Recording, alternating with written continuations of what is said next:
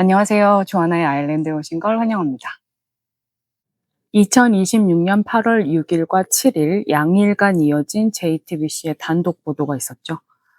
2012년 2월 29일 새벽 서울 월드컵 경기장에서의 한국과 쿠웨이트의 브라질 월드컵 예선전이 열리기 몇 시간 전 강남구 역삼동의 한 안마시술소에서 대한축구협회 법인카드로 50만 원이 결제되었습니다.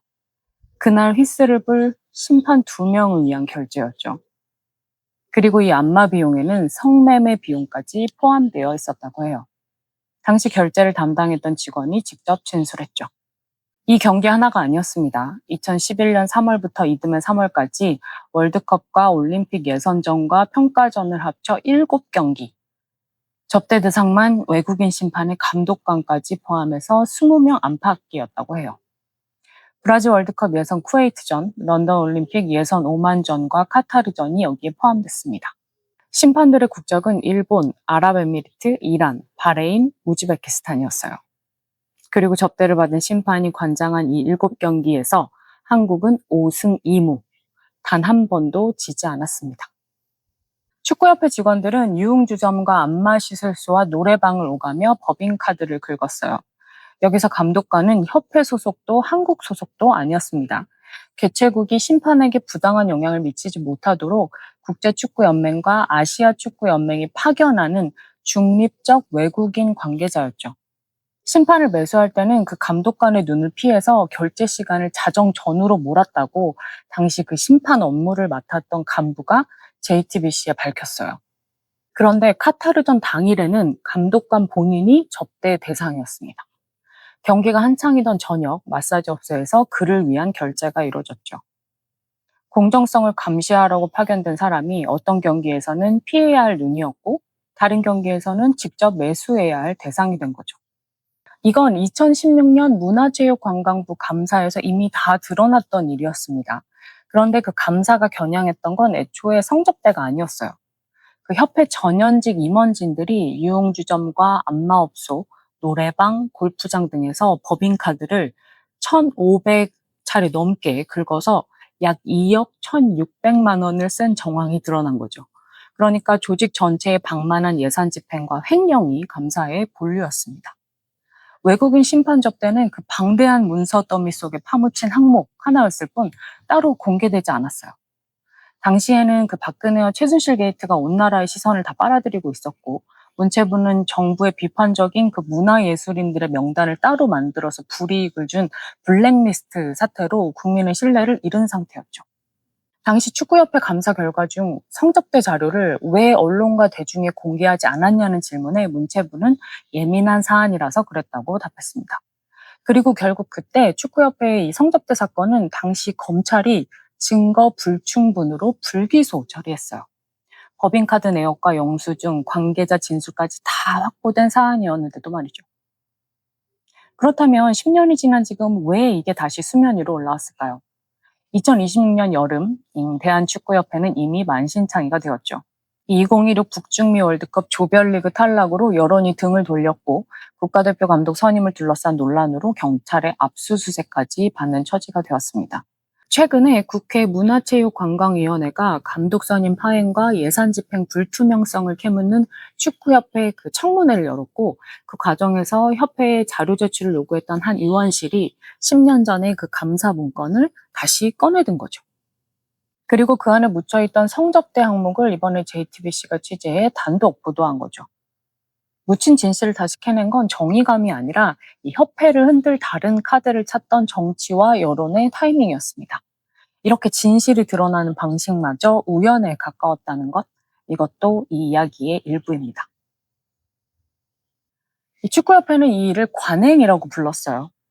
문서보관 연한이 5년인데 15년 전 일이라 정황을 다 확인하기는 어렵다면서도 지금은 철저한 내부관리 지침을 마련해 준수하고 있다고 말했습니다. 그리고 당시 결제를 담당했던 심판국 직원의 진술이 공개됐죠. 외국인 심판들이 먼저 마사지를 요구해서 접대했다는 것입니다. 그래야 히스를 잘 불어주지 않겠느냐라는 말도 덧붙였어요. 이 말들을 잘 들어보면 이게 죄책감이 아니라 업무 효율에 대한 판단이 담긴 말이었습니다. 상대를 만족시켜야 우리 쪽에 유리한 판정이 나온다는 계산이죠. 그 계산 안에서 여성은 협상 카드였습니다. 카드는 감정도 없고 의사도 없어요. 필요할 때 꺼내 쓰고 판이 끝나면 다시 서랍에 넣어두면 그만인 물건입니다. 이 남자들에게 여성은 인격을 가진 존재가 아니라 접대 예산의 한 항목, 계산서 위의 숫자, 대체 가능한 소모품이었어요. 사람이 아니라 물건으로 취급했다는 것. 여기에 이 사건의 핵심이 있습니다. 여기서 더 심각한 건 이 발언을 한 그 축구협회 관계자가 유별나게 부도덕해서가 아닙니다. 그가 아무 꺼리낌 없이 이 말을 할 수 있었다는 사실 그 자체가 이게 그 당시 2년 동안 갑자기 생겨난 임기응변이 아니라 훨씬 오래 굳어진 우리 사회의 절차였다는 증거죠. 문서가 남아있던 창이 우연히 그 2년간이었을 뿐 관행이라는 말은 원래 그보다 훨씬 긴 시간을 전제로 하는 단어입니다. 그리고 외국인 심판이 정말 먼저 성접대를 요구했다면 그건 한국에 오면 그런 걸 받을 수 있다는 사실을 이미 알고 있었다는 거 아닌가요? 그렇다면 그 소문은 어디에서 왔을까요? 협회가 그 요구에 이렇게 매끄럽게 응할 수 있었다는 것, 경기 당일 새벽에 법인카드로 즉시 결제할 수 있었다는 것. 이건 낯선 대응이 아니라 이미 준비된 접대 매뉴얼 안에 있던 선택지였다는 뜻입니다. 그 상대의 요구가 있었는지 없었는지보다 훨씬 무서운 사실은 그 요구에 아무 저항 없이 자연스럽게 응할 수 있었던 시스템이 조직 안에 이미 갖춰져 있었다는 것이죠. 그런데 국제축구 심판들이 유난히 욕정에 눈이 멀어서 그런 걸까요? 제 생각엔 이건 성욕의 문제가 아닌 것 같아요. 바로 위계 서열과 권력의 문제입니다. 남자들이 여성을 돈 주고 사는 순간 실제로 오가는 건 성이 아니라 위계입니다. 접대하는 쪽은 성접대라는 이해를 갖춤으로써 상대의 힘을 인정하고 추켜 세웁니다. 접대를 받는 쪽은 그걸 아무렇지 않게 받아들임으로써 자신의 위치와 권위를 확인하죠. 한쪽이 자신을 낮추면서 상대를 높이고 그 다른 쪽을 그 낮춤을 받아 마땅한 사람이라는 걸 증명합니다. 판정이 실제로 어느 쪽으로 기울었는지는 그 다음 문제예요. 성접대가 성사되는 그 순간 위계는 이미 확인되고 승인됐습니다. 돈봉투를 건넸다면 그냥 뇌물이었을 거예요. 사무적이고 계좌이체 한 번으로 끝났을 일이죠. 그런데 여성을 붙여 접대하면 이야기가 달라집니다. 얼마나 은밀한 자리를 골랐는지, 얼마나 정성껏 마련했는지, 상대가 얼마나 만족했는지가 전부 상대를 향한 존중의 크기로 환산되죠. 여성의 몸이 남성들 간의 존중을 재는 눈금이 되는 겁니다. 이 축구협회 직원이 심판에게 성접대를 한 건 판정을 사려는 뇌물이기 이전에 개최국이 국제무대의 권위자 앞에서 스스로를 낮추는 절차와 같은 것이었죠. 심판이 그걸 받아들인 건 자신이 그런 대우를 받을 자격이 있는 사람이라는 확인이었습니다. 둘 다 원한 건 결국 같았어요. 여성의 몸을 통해 서로의 위계 서열과 권력을 확인하는 것. 자, 이 각본은 어디서부터 시작됐을까요? 너무 멀리까지는 가지 않을게요. 일본군 성노예제는 식민지 조선의 여성들에게 가해진 폭력이었습니다. 이건 한국이 저지른 일이 아니라 한국이 당한 일이었죠. 일본군과 일본 정부가 전쟁 수행을 명분으로 위안소를 계획하고 설치하고 관리한 국가에 의한 여성 인권 유린이었습니다. 피해자는 한국 여성들이었고 가해자는 일본이라는 국가였죠. 그런데 해방 이후에 주권을 되찾은 대한민국이 놀랍도록 닮은 각본을 스스로 다시 썼습니다. 이번엔 자국 여성들을 상대로 말이죠. 1950년대부터 주한미군 기지촌 주변에 이른바 양공주로 불리던 여성들이 있었습니다. 2022년 대법원은 국가가 기지촌을 조성하고 관리하고 운영하며 성매매를 정당화하고 조장한 행위가 인권 존중 의무를 위반한 중대한 인권 침해라고 확정했어요. 담당 공무원들은 이 여성들을 외화를 벌어들이는 애국자라고 불렀죠. 성병 검진은 강제였습니다. 남성들이 더 안전하게 안심하고 업소를 이용하기 위함이었죠. 국가안보와 한미친선이라는 이름이 인권 침해를 정당화하는 언어로 쓰였던 시대였습니다. 같은 언어가 1970년대와 80년대에 또 등장해요. 이번엔 대상이 일본인 관광객이었죠. 정부는 외화 획득이 곧 애국이라는 말을 입에 달고 살았고 기생관광에 나섰던 여성들조차 스스로를 국가와 가족의 미래를 위해 일하는 사람이라고 말할 수밖에 없었습니다. 1972년 일본의 한 관광 안내서는 한국을 인간이 가질 수 있는 모든 욕망을 충족시키는 나라라고 소개했어요. 그해 한국을 찾은 일본 관광객의 80%가 가족 동반이 아닌 독신 중년 남성이었습니다. 이 여성들을 그때 사람들은 외공주라고 불렀어요. 미군을 상대하던 여성을 부르던 양공주라는 말을 그대로 패러디한 이름이었습니다. 상대하는 남성들의 국적만 다시 바뀌었을 뿐 여성을 부르는 방식은 조금도 바뀌지 않았죠. 그 시기의 신문 연재소설에는 일본인을 상대하는 여성을 단순 매춘부, 콜걸, 현지처, 고급 계약자로 분류하는 장면까지 등장했습니다. 이 현지처는 일본인 관광객이 짧은 체류 기간 동안 사실혼 관계처럼 여성을 두고 그 일본으로 다시 떠나는 관행을 가리키는 말이었어요. 잠깐 머무는 동안 아내처럼 두었다가 비행기를 타면 그만인 여성. 이 단어 하나가 당시 이 산업이 여성을 어떻게 규정했는지를 가장 정확하게 보여줍니다. 정식 아내가 아니라 임시로 빌려 쓰는 아내. 계약 기간이 곧 관계의 전부인 존재. 여기까지 오면 하나의 그림이 완성되죠. 대한민국은 외부 권력에 의해 여성의 성이 국가와 군사의 자원으로 동원되는 폭력을 당한 나라입니다. 그런데 그 폭력에서 벗어나 주권을 되찾자마자 이 나라는 자신이 당했던 바로 그 논리를 자국 여성들에게 고스란히 재현했어요. 전쟁 수행이 아니라 안보동맹과 외화 획득이라는 이름으로 말이죠. 피해자였던 국가가 가해 문법을 그대로 학습해서 되풀이했습니다. 제가 자주 하는 말이죠. 파시즘은 결국 파시즘을 남기고 떠납니다. 그리고 그 문법은 군사동맹과 관광산업을 거쳐 형태만 바꾼 채 기업과 조직의 접대 문화로 흘러들어갑니다. 제가 20대였을 때 제 친구들, 제 주변의 남자친구들 사이에서 군대 가기 전 성매매 업소에 가는 게 하나의 통과 의례처럼 여겨졌습니다. 그땐 그랬어요. 지금은 잘 모르겠습니다. 휴가를 나오면 그곳에 들리는 게 당연한 일정처럼 짜였죠. 제가 대학을 다니던 시절에 제 친구들이 그러는 걸 정말 많이 직접 봤어요. 이게 숫자로도 확인이 됩니다. 2025년 정부 실태조사에서 평생 한 번 이상 성구매 경험이 있다고 답한 성인 남성은 37.7%였어요. 2016년에 50.7%, 2013년에 56.7%에 비하면 그나마 줄었죠. 대한민국 남성 둘 중에 하나는 성매매 경험이 있다는 거였으니까요. 다만 처음 성구매를 하게 된 동기를 물었을 때 호기심과 선배의 권유, 다음으로 많이 나온 답이 군 입대 등 특별한 일을 앞두고 였습니다. 남자가 된다는 의식과 여성의 몸을 돈을 주고 산다는 행위는 한국 사회에서 오랫동안 한 세트로 짝지어서 다음 세대로 계속해서 전해져 온 거예요. 그리고 지금 그 통과 의례는 국경을 넘었습니다. 2025년 여성신문과 탁틴네일이 함께 진행한 추적 보도에 따르면 한국과 라오스를 오가는 항공편이 2015년 207회에서 2014년 604회로 늘었습니다. 3배나 늘은 거죠.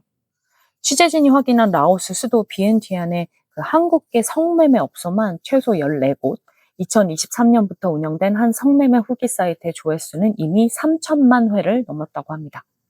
후기 게시판에는 때묻지 않은 어린애들이 많다라는 문장이 아무렇지 않게 올라와 있어요. 심지어 이 성매매를 위해 아예 한 달씩 눌러 앉는 한국인들이 늘면서 그 수요가 현지 부동산 시장까지 흔들었다고 합니다. 탁틴네일 이현숙 대표는 2025년 11월 한 라디오 인터뷰에서 성매매 목적의 장기 체류가 늘면서 관련 지역 월세가 치솟았다고 밝혔어요. 이 탁틴네일이라는 단체는 2021년부터 2024년까지 코이카의 지원을 받아서 라오스 현지에서 여성폭력 예방 사업을 해온 단체입니다. 그 현장 경험을 바탕으로 활동가들이 700명 넘게 모인 한 텔레그램 방을 직접 추적을 했는데 이 취재진은 이 방을 라오스 엠번방이라고 불렀어요. 그 2020년 한국 사회를 뒤흔들었던 그 이름이 국경을 넘어 그대로 재현되고 있었다는 뜻입니다. 그 텔레그램 단체 채팅방 안에서는 나이를 밝히는 게 금지되어 있는데도 미성년자로 추정되는 여성들의 사진과 이른바 철창, 그러니까 아동과 청소년을 가둬놓고 성매매를 시키는 업소에 대한 정보가 아무렇지 않게 오고 가고 있었습니다. 그런데 이게 보도되고 나서 그 커뮤니티에서 라오스 아니면 다른 데로 가지, 인도네시아로 가지, 필리핀으로 가지, 이런 글들이 많더라고요. 왜냐하면 이들 중 처벌받은 사람이 사실상 없었기 때문입니다. 라오스 영법은 성구매자도 처벌 대상으로 규정하지만 한국 경찰에게는 현지 수사권이 없어요. 물증을 확보하지 못하면 입증 자체가 불가능합니다. 법은 존재하는데 그 법을 집행할 주체가 국경 앞에서 사라지는 거죠. 사람들은 이 점을 이용하고 있고요. 국내에서는 관행이라는 말이 처벌을 무디게 만들었다면 이 국경 밖에서는 지금 관할권의 공백이 그 자리를 대신하고 있습니다. 국제 아동 성착취 근절 네트워크 액팟은 2019년 유엔에 제출한 의견서에서 이미 한국 남성을 라오스 아동 성착취 가해자로 지목한 바 있어요. 한 성매매 산업 연구자는 이 현상을 이렇게 짚었습니다. 기생관광의 목적지였던 한국이 이제는 성구매자를 실어 나르는 소출국이 되었다고 말이죠. 반세기 전 일본인 관광객들이 한국에 와서 여성을 사던 그 구조가 이제는 한국인 관광객이 라오스로 가서 여성을, 심지어 아이들을 사는 구조로 고스란히 뒤집혀 재생되고 있는 겁니다. 우리나라 해방 전국에 요정이 전성기를 맞았습니다. 그 요정의 자리를 룸살롱이 물려받았고, 룸살롱은 이후 반세기 넘게 정치와 경제와 문화의 뒷방으로 존재해왔죠.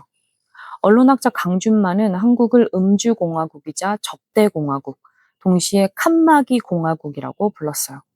칸막이 뒤에서 무슨 일이 벌어지는지는 아무도 묻지 않는다는 뜻이죠. 영화 내부자들에는 신문사 논설주간과 검찰, 국회의원이 요정에서 옷을 벗고 여성 접대부들과 노는 장면이 나옵니다. 관객들은 이 장면을 과장이라 여겼을지 모르지만 이건 실제로 존재했던 여러 성접대 스캔들과 별장 접대 사건들을 압축해서 재구성한 장면에 가까워요. 그리고 이 장면이 정확히 보여주는 게 있죠. 그 자리에 있던 남자들 사이에서 여성을 통해 오간 건 결속이었습니다.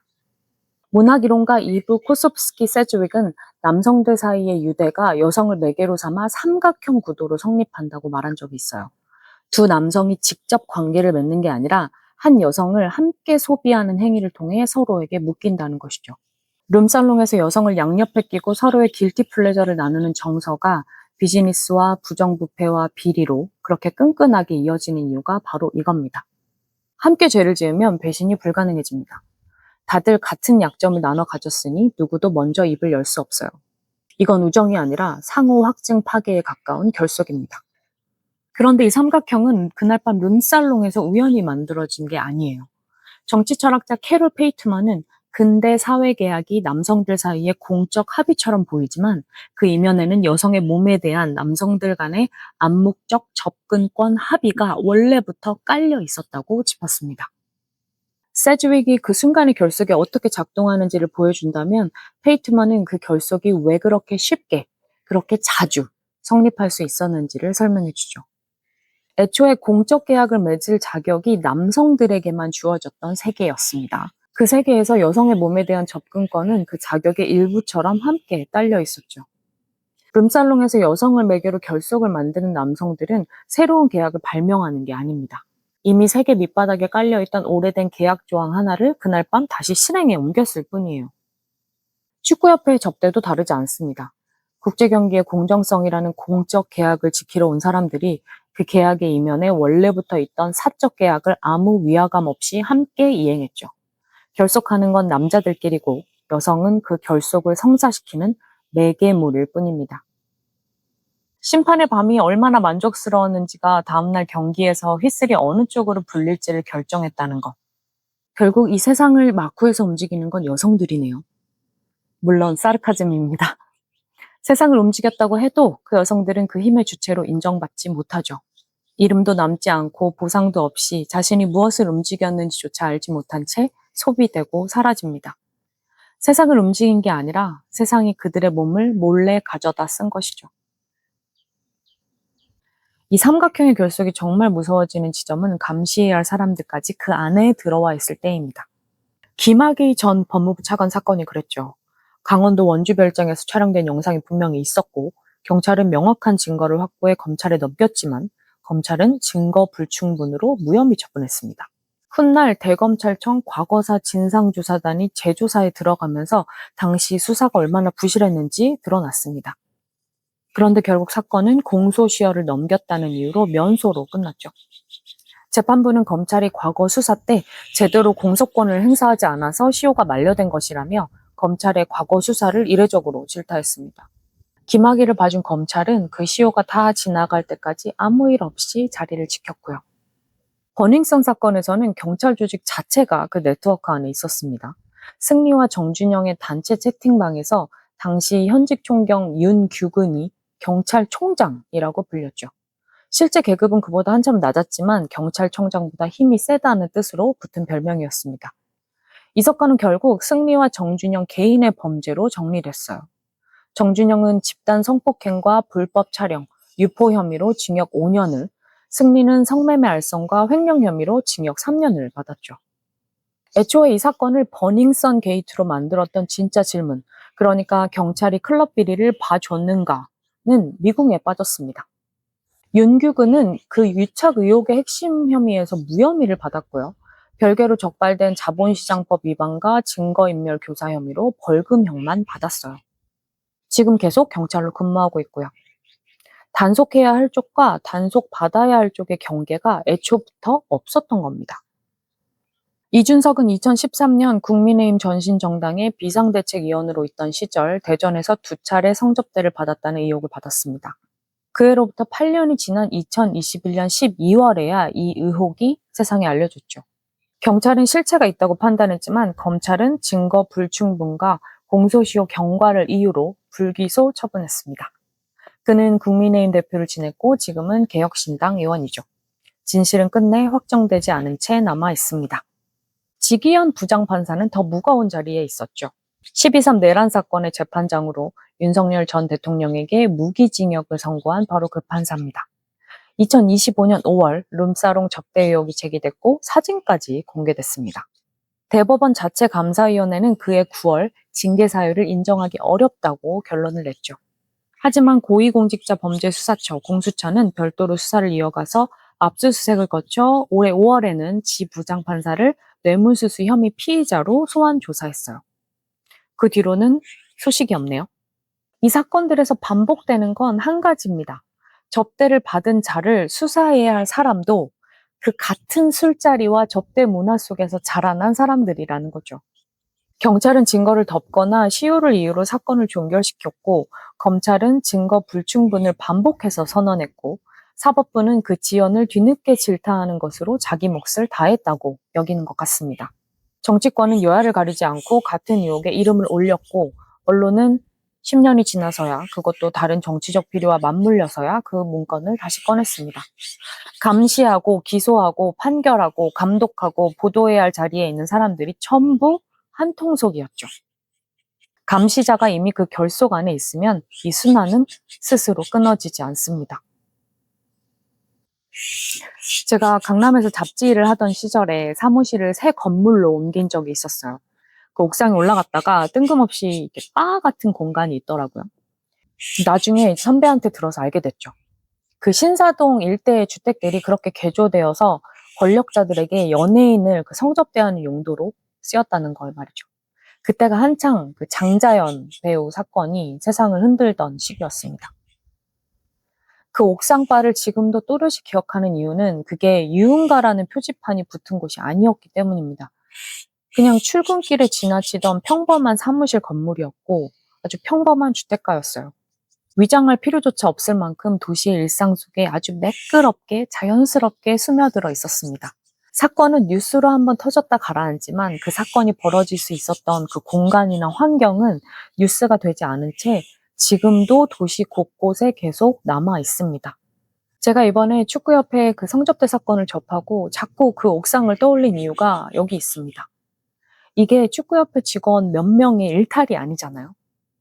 이 대한민국이라는 국가가 반세기 넘게 학습시킨 문법이 룸살롱과 요정과 그 신사동 그 평범한 주택의 옥상 바를 거쳐서 국제스포츠 행정의 법인카드 결제 내역으로 고스란히 옮겨 앉았을 뿐인 겁니다. 관행이라는 말은 참 편리합니다. 아무도 시작한 사람이 없고 아무도 끝낼 책임이 없는 것처럼 들리죠. 하지만 관행이라는 말의 진짜 무게는 다른 데 있습니다. 관행이라고 부른다는 건 그게 예외가 아니라 사회 저변에 자연스럽게 깔려 있는 정서였다는 자백입니다. 현재 성매매는 대한민국에서 명백한 불법입니다. 그런데도 그 불법이 관행이라는 이름으로 통용될 수 있었던 이유는 이게 숨어서 벌어지는 범죄가 아니라 다들 알면서도 모르는 척 눈 감아온 산업이기 때문입니다. 룸살롱이나 안마시술소나 이 신사동 주택 옥상 같은 접대 공간은 지금도 이 나라 어디에나 있어요. 우린 그걸 모두 알고 있고요. 단속은 가끔 뉴스가 되지만 그 산업 자체가 사라졌다는 소식은 아무도 들어본 적이 없습니다.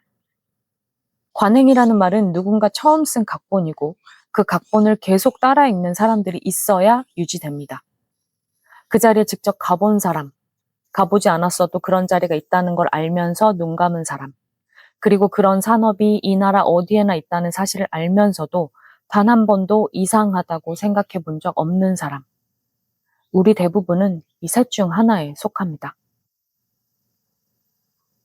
자, 어떠셨나요? 여러분은 이번 축구협회 국제심판 성접대 관행에 대해 어떻게 생각하시는지 궁금합니다.